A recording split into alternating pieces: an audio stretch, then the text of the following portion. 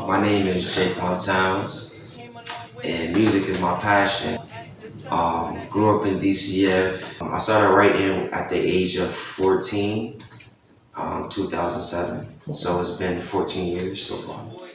I started my passion because, like I said, my worker, growing up in DCF, mom being on drugs, never met my father. I just found him today, which is kind of crazy.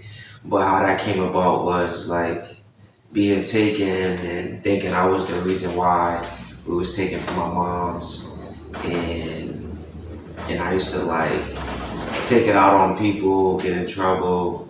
And then like 2 years later, I found out I wasn't the reason why we got taken. It's because she was on drugs. So when I found that out, my social worker was just like,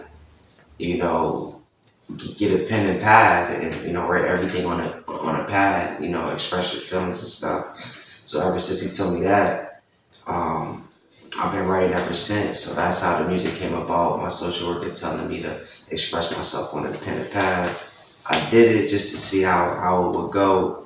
I kind of liked it just to kind of express myself. So I kind of look at it as therapy for me, therapeutic. So ever since then, I've been writing and, here today. But I feel like hip hop, like what started it, that's what I started doing because I guess growing up, listening to music, hip hop was the culture, at the time.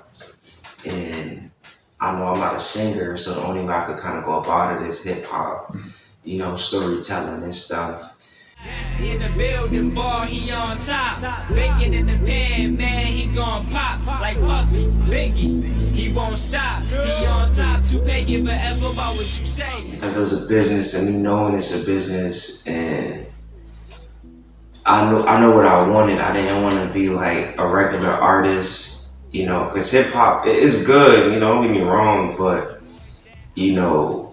anything above hip hop, I feel like is where I would want to be to kind of get that exposure and be able to tap in with different crowds instead of just the hip hop community. I want to tap into the R&B community. And towards like the middle of my career, I started working with DJ Ron G. He's a big DJ. He's responsible for a lot of people's careers. Mary J. Blige, Tupac. Okay. He helped Biggie get on in a way.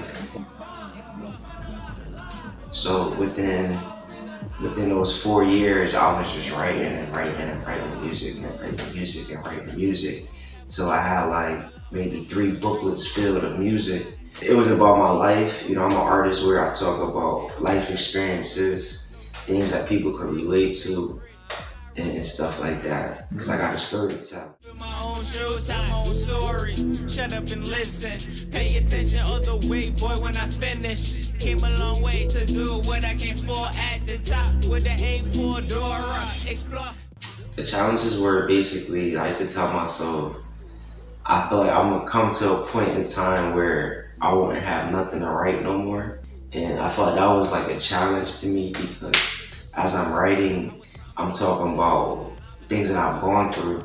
So I felt like eventually I'm gonna have stuff to stop talking about.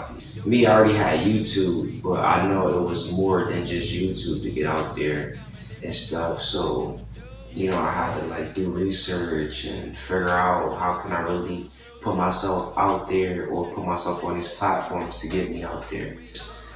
It was hard. The rap life do affect my personal life in a lot of ways. A lot of people I was rocking with ain't rocking with me no more. It's just crazy because like what comes with the music and what you gotta sacrifice to get it. Some people might not like it, but at the end of the day, it's what you gotta do to get to where you want to get to in the long run. Been up there like the thugs on the block. I've been hugged it, yeah, and how I'ma get there. Had to plan it out. Never want me to ride a string, had to find a better route. Took a longer route instead of cheating. I ain't missing.